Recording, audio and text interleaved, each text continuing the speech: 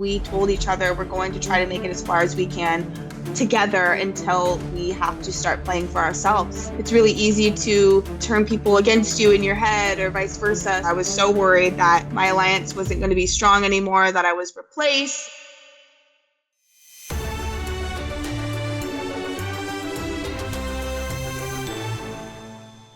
Hey y'all, welcome to another episode of Behind the Beast, where we get to know the contestants on Beast Game Season 2, Strong vs. Smart.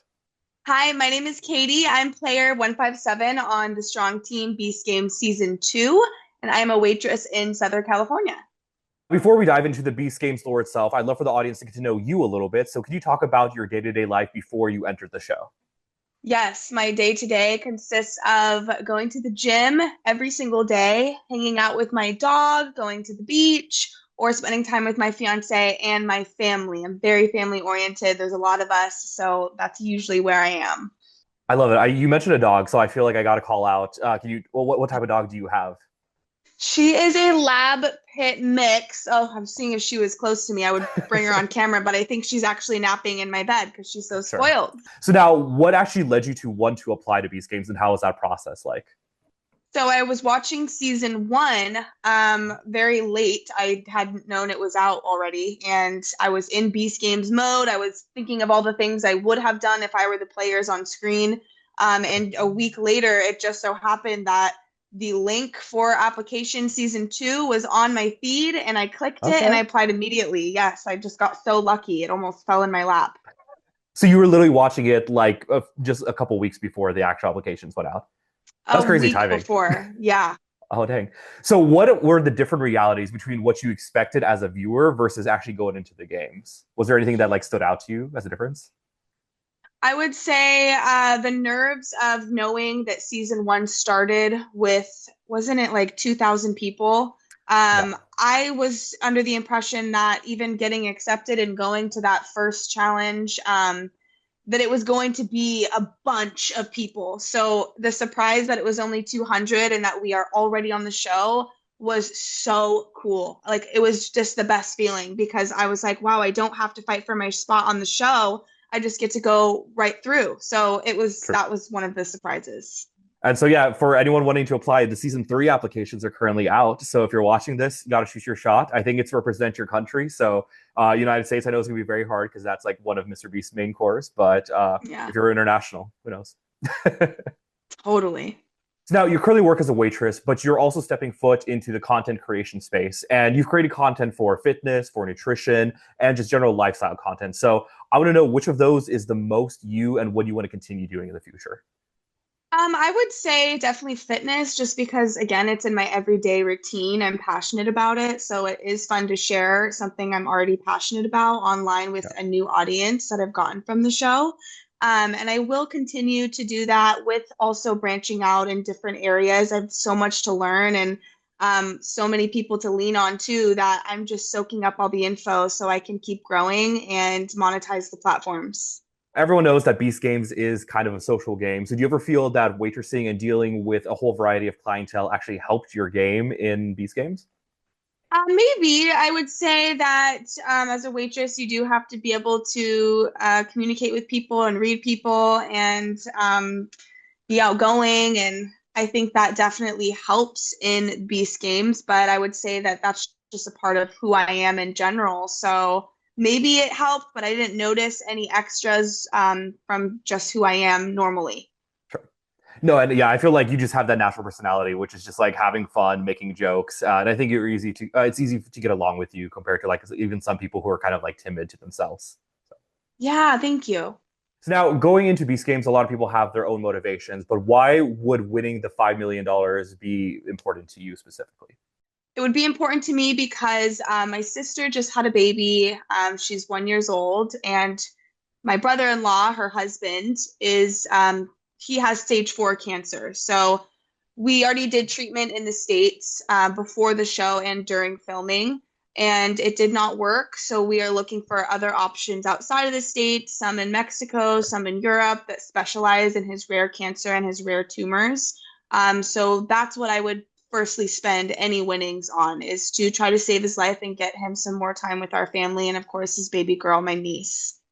So now, as we know the results, you were unfortunately eliminated in one of the recent episodes. But would you be willing to put the description for the GoFundMe that you have? Maybe if anyone's like interested or supportive of this cause specifically, then maybe they can provide some support.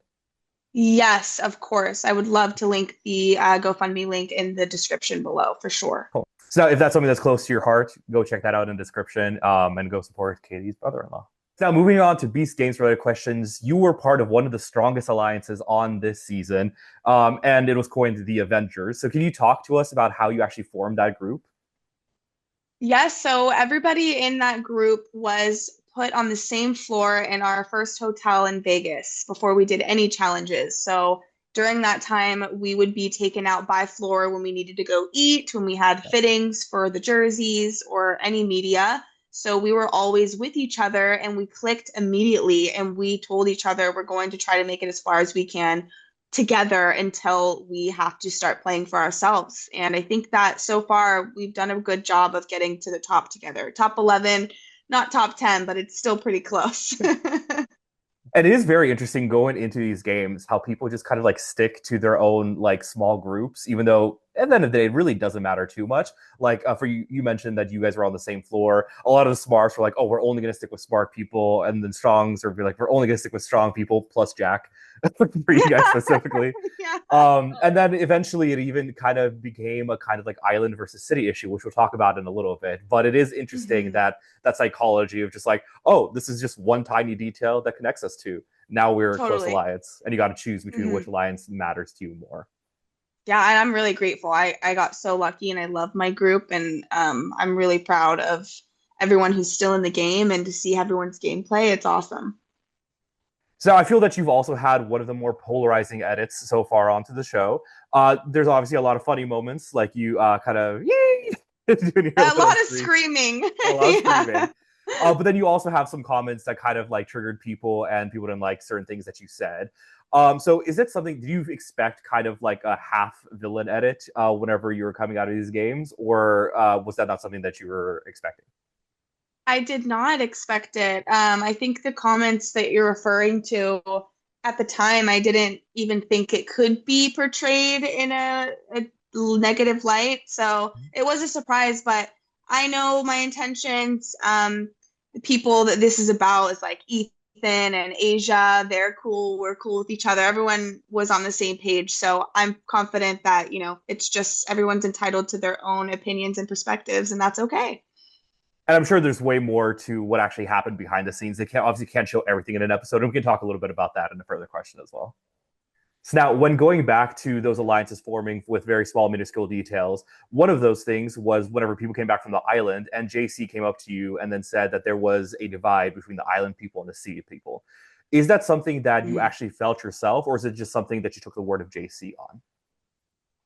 I did feel that way as well. I think when you're in Beast City world, it's just so magnified everything you think and feel, and it's really easy to kind of turn people against you in your head or vice versa. So when I said hello to everybody as they came back, I did feel a little bit of an energy shift just in the way they hugged me, which I could be totally overthinking it.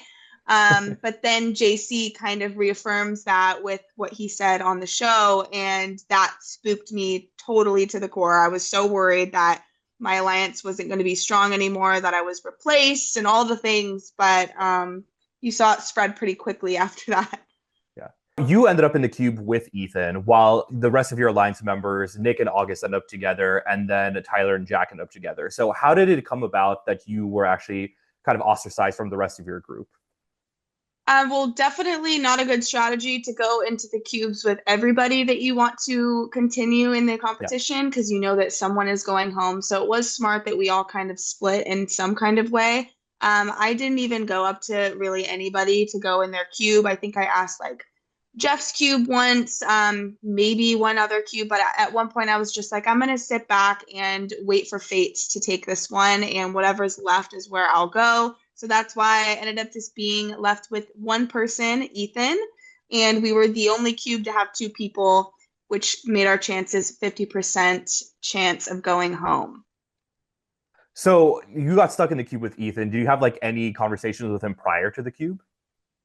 No, I mean, we didn't really know each other. I think I tried to have some small talk conversation when we were in the Sure. hotels a few times, but we were strangers truly. So we didn't have much emotion attached as far as going against each other. We Yeah, did think, though, that we were going to have a edge on the fact that there was only two of us. We thought maybe that we were going to sure. not have to play, and it turned out that was not the case. But Did they tell you that like in the moment? Like at what point did they actually reveal that it was gonna be like a 50% chance versus the 33% chance that everyone else had? Well, they first went around and had each group handcuff each other together as they're standing outside of their cubes, and they had Ethan and I stand in the middle of the basketball court waiting pretty much for the announcement. And that's when we were speculating that we were safe and that we weren't going to have to play. And then shortly after, they announced that really it's just less of a chance someone's coming out. Like, Yeah. happy. I don't And know. and everyone's already locked in, so they couldn't even change anything. You couldn't like redo your strategy at that point. Yeah, there's Yeah. nothing we could have done. We were ready. We're like, okay, it's time to play. Cool. So now, what actually happened to the cube? So I know it eventually led to the conversation of you guys playing the different randomization game, and then you kind of mentioning again, like you just don't know Ethan that well, so you personally don't care that he gets eliminated. So what eventually led to you guys making that decision to do the randomization game?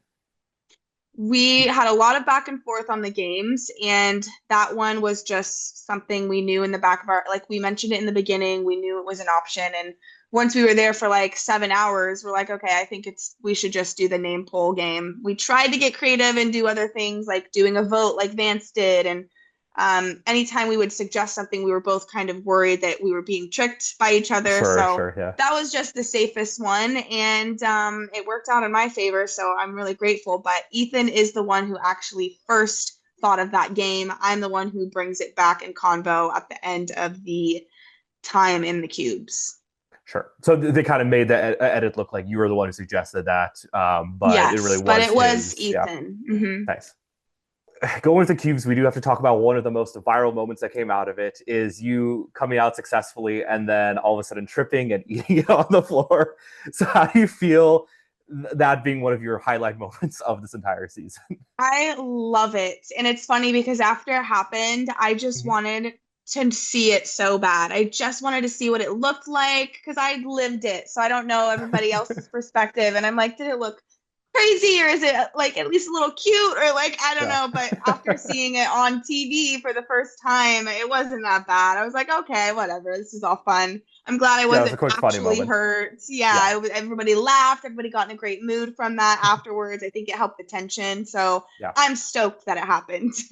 How did Jimmy and the rest of the crew around you react whenever that happened? Oh my goodness. Well, at first, everybody's like super silent. Like they didn't know if she really hurt. And Yeah. it's just like you could drop a pin. It was crazy. And then eventually, they see me laughing. A lot of people thought I was like seizing because they don't show it, but I'm like sitting there. Oh, And they all after told me that they oh thought you were like no. seizing. Like we were so confused. But Yeah. once they saw a smile, we all laughed together, including production, including Jimmy. I even looked at Jimmy like right after it happened and I was like, you can use this. Like, I don't want to retake anything. Like, please use it. So, Sure. all fun.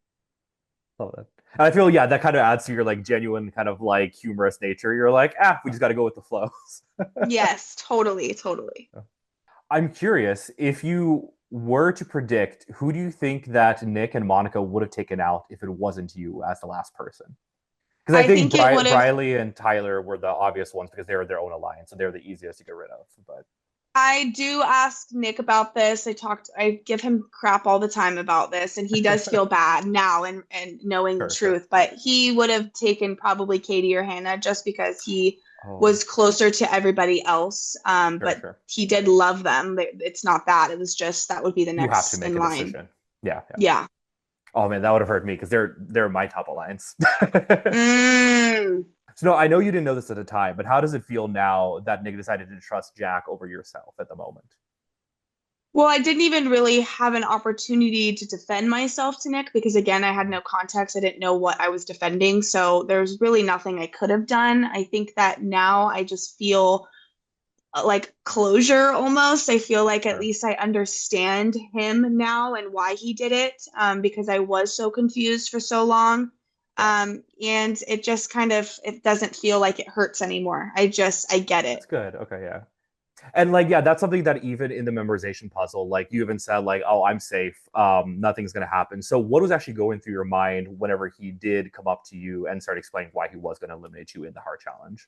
I was so shocked. I don't think I've ever like been so thrown off or like I don't know. I just didn't expect it. So you see I'm pretty torn up in there and I'm completely out of words and I'm just crying because I just don't know what to say or think. I was just wondering why and I'm listening to his words, but I'm still not getting it. So it was just a moment of shock. And even being removed from the city, you immediately get dressed in your normal clothes and you're off to a hotel. So I'd say the icing on the cake was that since I was so close to top 10, they had already flown out my now fiance and my twin sister. So they were waiting for me. And I at least got some support while I cried my eyes out all night. Yeah. No, yeah, because that's one thing that they couldn't obviously show in the show, but I did hear that, yeah, for the top 13, so including Tyler and Briley, they got their families as well as yourself. So that was nice to at least Yes, have that emotional support, especially after being so close to like that big totally. moment. Yeah, but Yeah. but I gotta say, you played a really good game. I think you had a lot of good connections in the competition itself. So yeah, it was really great meeting you as well. Actually, I don't know if we even mentioned this. But the way I met you was actually really funny because I was just kind of like biking around the city, I believe, and then you're like, I don't know who this man is, so you're like, hi, who are you? I'm like, oh, I'm Brandon, and then the way I kind of like associate everything. Every single time that we talked, I was associated with Katy Perry because you said you Oh couldn't wait, remember. I said that. Yes, I Yeah, go, yeah, just think Katy Perry and you'll Perry. remember. I Exactly, just and it really did. wanted to It be your worked out. friend. Yeah. Yes. No, and every single time that I saw you, I was like, "Hey, Katy Perry, how's it going?" Yes. That was really Yes, I fun. love it. But no, yeah, you honestly did play a great game. So congrats on making it as far as you did. Thank you so much. Top 11 sounds pretty cool to me. I'd say so. There we go. Now, to finish things off, we also have some rapid fire questions. Are you ready for those? Yeah, let's do it. All right, let's do it. What is your favorite Katy Perry song? Speaking of, Ooh, that's so hard. Hot and cold, I guess.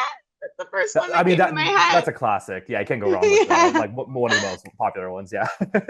Cool. Now, what is your best workout routine that you like to do?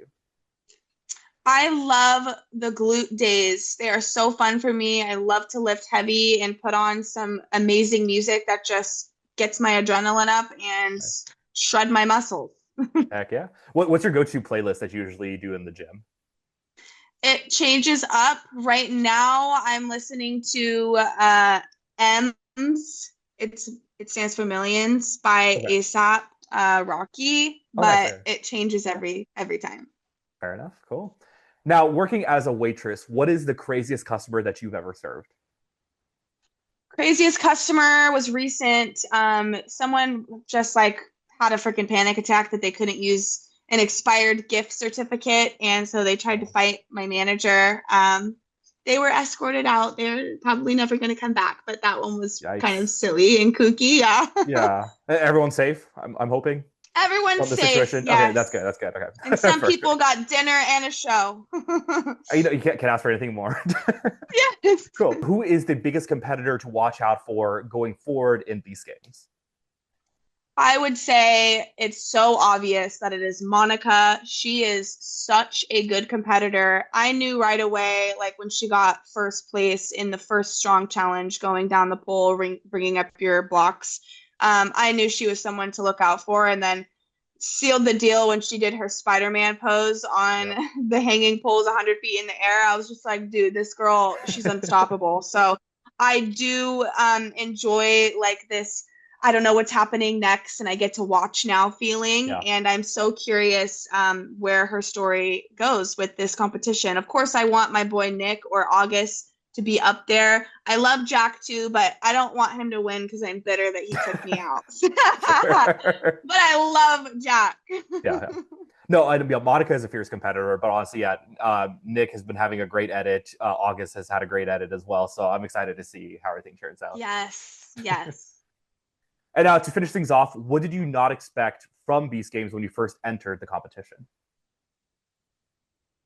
I didn't expect to get so close to people. I remember watching season one and wondering why it was so hard for people to take the $1 million even if you send people home. I Yeah. didn't get it. And I just have so much more of an understanding now because we're so magnified and concentrated on just us and just this world of thinking of the same thing, which is how the heck are we going to get to the 5 million? And so you just really bond. And that was such a surprise. I have lifelong friends now. Nick in August will be at my wedding. In Oh, fact, that. it's kind of silly, but Jack might be marrying us. He might be Oh, our that'd ordained be so minister. cool. Yeah, he did Yeah, it because for he did Monica that and for. Jim. Yeah, yeah, yeah. That's that'd be actually really Yes. iconic. So fun. So I think we're gonna make that happen somehow, and that would That's just be amazing. so fun. That is so cool. Like, yeah, and especially with your alliance, like you guys were tight from the very beginning and made it Yes. very far. So, I'm that's actually really exciting to hear that you guys are going to be, or that the guys are going to be celebrating your wedding coming up. That's really Yes. cool. Well, Katie, that's everything that I have for today. So, thank you again for joining me today. It was really fun catching up with you again, and thank you to everyone watching. And we're watching another episode of Behind the Beasts. Yes. Thank you. Thank you for watching another episode of Behind the Beasts. It genuinely means the world to me. Now, for those who do not know, we are also doing a fundraiser across the entirety of the series for Major Connections. It is a foundation created by Gloria, one of the other contestants on the show, and its purpose is to provide resources as well as a sense of community for those with disabilities, both kids and adults, in rural communities. Now, oftentimes in major cities, they have the funds to be able to provide these resources, but smaller cities do not, and that is what Major Connections aims to solve. If you want to learn more about Major Connections, check out the link in the description. If you have the financial means to do so, please donate to the cause. And if you don't at this moment, that's okay. Please share it with your friends and family. But for now, thank you for taking the time to watch Behind the Beasts, and I'll see you in the next video. Bye-bye.